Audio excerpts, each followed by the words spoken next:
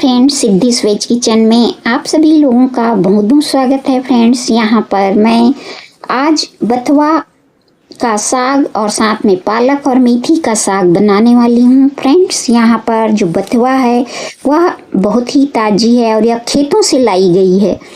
Friends, यहाँ पर बथुआ साग अभी बहुत मार्केट में आ रहा है। हमारी छत्तीसगढ़ में बथुआ साग बहुत मिलती है, यानी तरह तरह की जो साग हैं वो हमारे यहाँ ही मिलती है। तो फ्रेंड्स, यहाँ पर मैं इसे पहले ये बंधा हुआ है तो मैं इसे खोल लेती हूँ और इसे ना जल्दी मैं इसे साफ कर लूँगी। पहले मैं इसके जड़ों को अलग कर दूँगी और उसके बाद मैं इसके पत्तों को अलग अलग निकाल लूँगी एक एक करके, जिससे कि इसे साफ करने में आसानी हो जाएगी। तो फ्रेंड्स, बस इसको साफ करने में ही टाइम लगता है, लेकिन यह बथुआ साग बहुत स्वादिष्ट होता है। तो आपके शहर में यह मिलता है तो ज़रूर खाइए, क्योंकि सर्दी के मौसम में ये बहुत मिलता है। तो बथुआ साग में काफ़ी पोषक तत्व पाए जाते हैं। फ्रेंड्स, यह सेहत के लिए बहुत ही फायदेमंद है, साथ ही यह स्वादिष्ट भी होता है।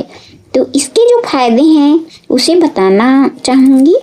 बथुआ में जो मौजूद होता है फाइबर, वो पाचन तंत्र के लिए बहुत अच्छा होता है। फ्रेंड्स, कैल्शियम और विटामिन इसमें भरपूर मात्रा में होता है। विटामिन ए और बीटा कैरोटीन होता है जो आँखों की रोशनी को तेज करता है। बथुआ में मौजूद विटामिन सी त्वचा को नमी प्रदान करता है। इसमें एंटीऑक्सीडेंट होता है और जिसकी वजह से हमारी जो त्वचा है चमकदार बनती है।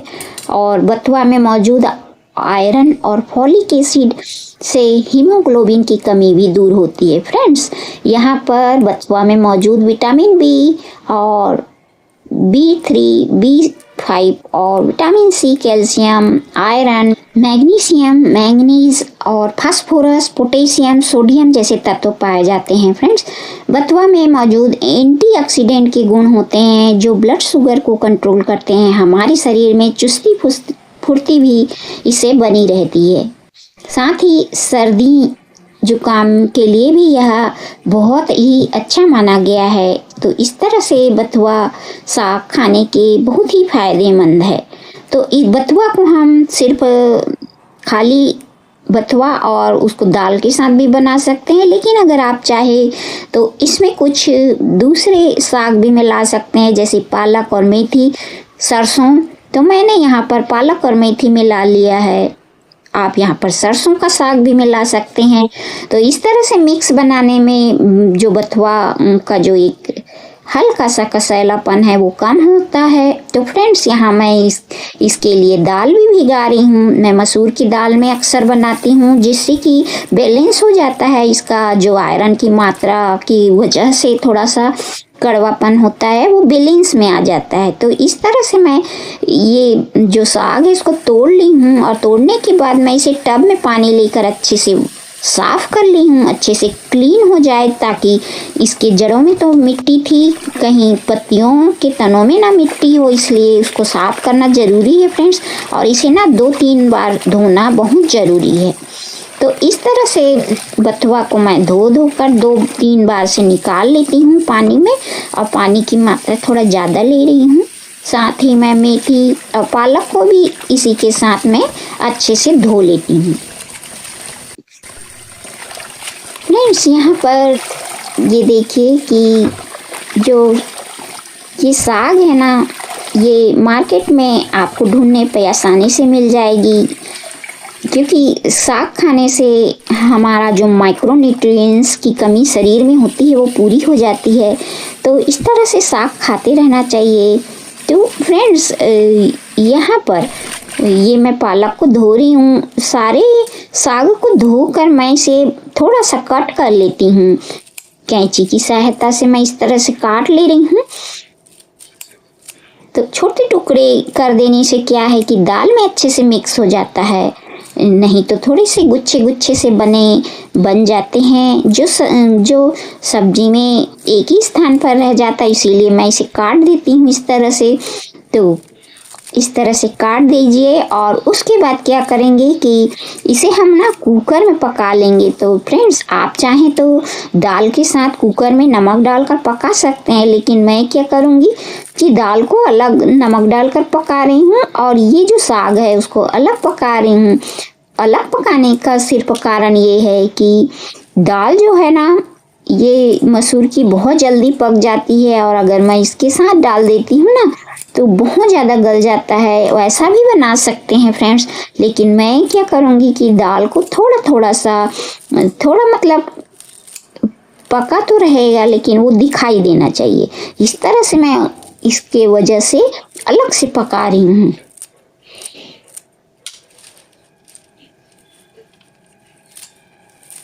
तो मैंने इस तरह से सारे बथुआ के साग को कट कर लिया है। कैंची से इस तरह से काट देना है और इसके लिए जो टमाटर और लहसुन और हरी मिर्च और लाल मिर्च जो है वो मैं निकाल के रख दी हूँ। कुकर में इस तरह से ले लेती हूँ, हाफ गिलास पानी डालूंगी और यहीं पर नमक डाल दूंगी और उसे 3-4 सीटी में पका लूँगी। 3-4 सीटी में ये जो बथुआ का साग है वो अच्छे से पक जाएगा। तो कुकर को ढक्कन लगाकर मैंने गैस टॉप पर रख दिया है। अब यहाँ पर जो दाल है वो भी उसको मैं पका रही हूँ। थोड़ा सा नमक डाल दी हूँ। टमाटर को कट कर लिया है इस तरह से। अभी मेरे पास ऑर्गेनिक टमाटर रखा हुआ है जिससे कि सब्जी का टेस्ट बहुत बढ़ जाता है। आप से जितना हो सकता है फ्रेंड्स ऑर्गेनिक ढूंढने की कोशिश कीजिए। मार्केट में ढूंढने पर मिल जाता है।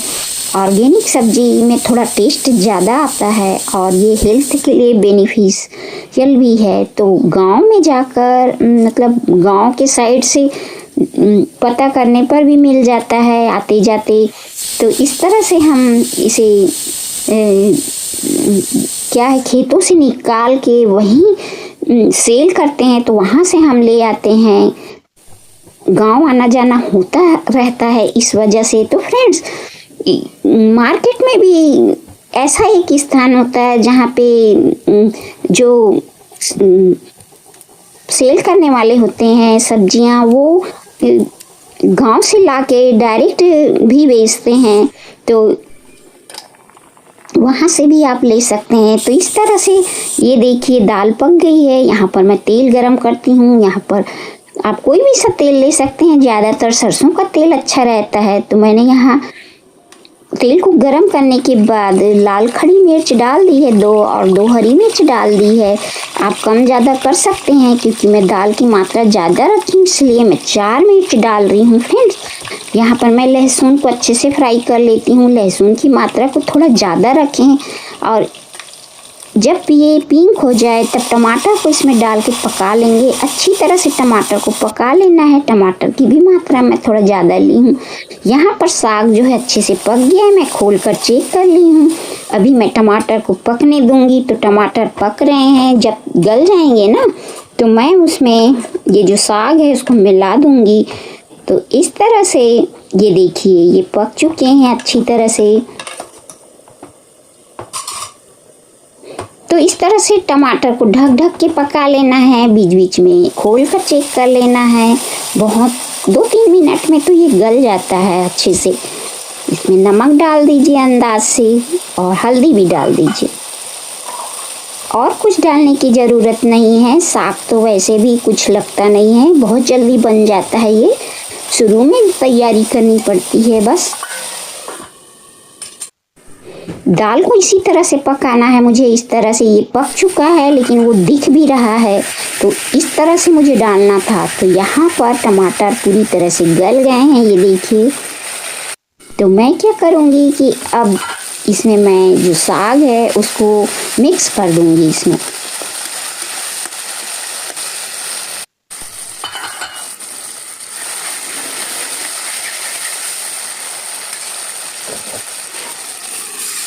फ्रेंड्स, यहाँ पर मैं साग को मिक्स करके अच्छे से मिला दूंगी और थोड़ी देर मैं ना इसी तरह से ढक कर इसमें पकने दूंगी ताकि टमाटर इसके साथ अच्छे से मिक्स हो जाए और जो नमक हमने डाला है वो आपस में अच्छे से मिक्स हो जाए। तो नमक को ना डालते समय ध्यान रखना है कि हम दाल पे भी डाल रहे हैं और बथुआ साग में भी डाला है। तो इस तरह से हमने टमाटर में भी डाला है, तो अलग अलग मैंने नमक डाला है, लेकिन बिल्कुल बराबर लगा हुआ था फ्रेंड्स, कहीं से कम ज़्यादा नहीं हुआ था। और आपको इस तरह से अंदाज तो रखना पड़ेगा, और सब में अलग अलग डालने का कारण यही है कि सब में नमक बराबर लगता है। इस तरह से डालने से एक साथ भी हम डाल सकते हैं, लेकिन पकाते समय जब डाला जाता है तो वो अच्छे से सब्जी में मिक्स हो जाता है। तो सब्जी बनकर तैयार है। मैं इसी तरह से इसे रसीला ही रखूँगी थोड़ा सा, इसी तरह से, क्योंकि इसमें दाल मिला है तो इसी तरह दाल दिखना भी चाहिए और लगना भी चाहिए कि दाल भी साथ खा रहे हैं। तो इस तरह से दाल के साथ बनाइए फ्रेंड्स। आप दूसरे भी दाल इसमें डालकर पका सकते हैं। तो फ्रेंड्स, आपको मेरी यह रेसिपी कैसी लगी? फ्रेंड्स, अगर अच्छी लगी होगी रेसिपी तो लाइक शेयर ज़रूर कर दीजिएगा। एक बार इस तरह से बथुआ साग बनाकर देखिए फ्रेंड्स, बहुत ही पौष्टिक और स्वादिष्ट सब्जी है ये। इसे सर्दियों के मौसम में ज़रूर खाना चाहिए, मिस ना कीजिए, क्योंकि बथुआ साग आने का एक ही निश्चित समय रहता है।